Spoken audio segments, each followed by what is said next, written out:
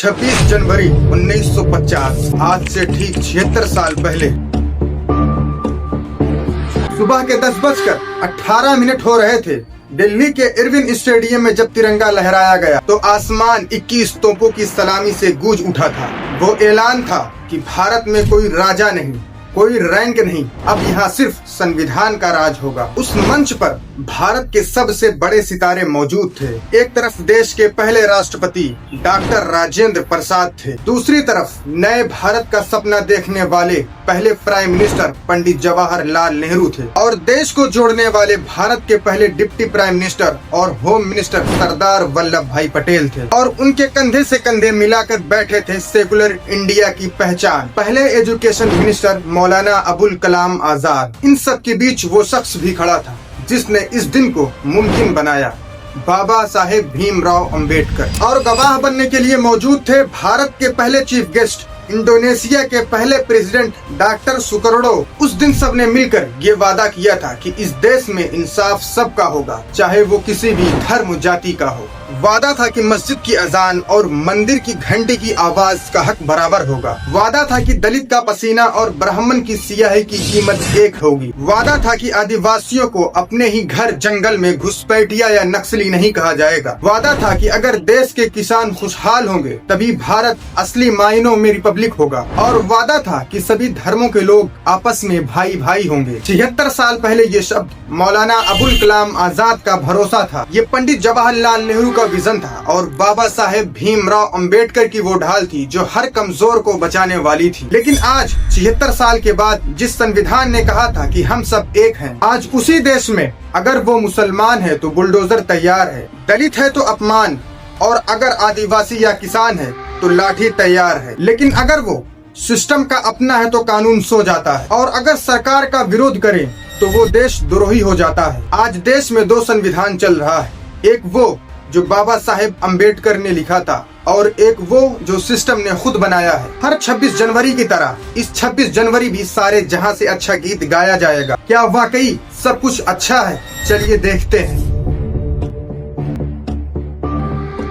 हम गर्व से कहते हैं कि हमारे पास आर्टिकल 17 है जो कहता है कि देश में छुआछूत खत्म हो चुका है। लेकिन राजस्थान के जालौर के उस स्कूल में 9 साल का इंद्र मेघवाल एक अपर कास्ट टीचर के पानी के मटके को हाथ लगाता है और उसे मार दिया जाता है। संविधान का आर्टिकल 14 हर नागरिक को बराबरी का हक देता है, चाहे वो कमजोर हो या ताकतवर। लेकिन जब बिल्किस बानो के रेपिस्ट को संस्कारी कहकर जेल से रिहा किया जाता है और उनका स्वागत मिठाई और फूल मालाओं से होता है। हमारा आर्टिकल 21 हमें इज्जत से जीने और मौत के बाद इज्जत से अंतिम संस्कार का हक देता है। लेकिन हाथरस की उस 19 साल की दलित लड़की को याद कीजिए जिसे प्रशासन ने रात के अंधेरे में बिना परिवार के एक झलक देखे उसे जला दिया जाता है। आर्टिकल 19 हमें हक देता है शांतिपूर्ण विरोध प्रदर्शन का। लेकिन जामिया मिल्लिया इस्लामिया उन स्टूडेंट्स को याद कीजिए जो अपने देश के लिए, संविधान को बचाने के लिए CAA और NRC जैसे कानून का विरोध करने पर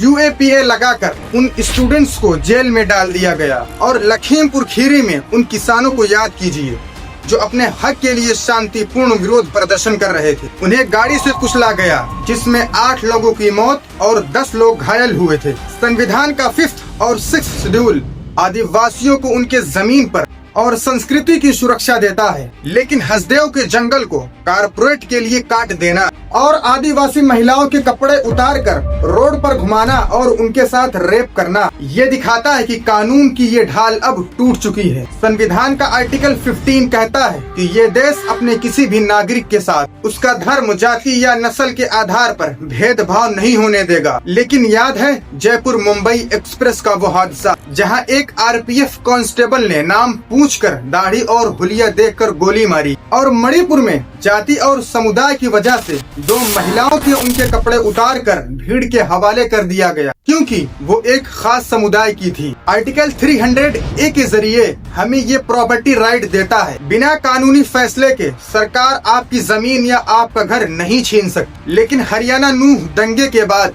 बिना कोर्ट ऑर्डर के सैकड़ों घर धर्म और जाति के नाम पर तोड़ दिया गया। पंजाब और हरियाणा कोर्ट ने सवाल उठाया था, क्या राज्य सरकार कानून व्यवस्था की आड़ में किसी विशेष समुदाय को निशाना बना रही है। और क्या यह जातीय संहार जैसा अभ्यास है? आज मौलाना अबुल कलाम आजाद का सेकुलर बुलडोजर के नीचे है और भीमराव अंबेडकर का इक्वालिटी जेल के सलाखों के पीछे है। रूल ऑफ लॉ का मतलब रूल ऑफ पावर बन चुका है। किस बेसिस पर यह कहा जाता है कि भारत दुनिया का सबसे बड़ा लोकतांत्रिक देश है? सच तो यह है कि भारत लोकतंत्र से भीड़ तंत्र बन चुका है। आज 26 जनवरी पर वो तमाम नेता जो मंच पर खड़े होकर बड़ी बड़ी बातें करेंगे, उनसे एक सवाल है, जब आपने शपथ लिया था तो क्या कहा था? मैं विधि द्वारा स्थापित संविधान के प्रति सच्ची श्रद्धा रखूंगा। तो फिर ये इंस्टेंट जस्टिस के नाम पर सिलेक्टिव जस्टिस क्यों? ये डबल स्टैंडर्ड बंद कीजिए। इस 26 जनवरी पर जश्न मनाने से पहले सोचिएगा कि हम वी द पीपल हैं या वी द डिवाइडेड पीपल। जय हिंद, जय संविधान।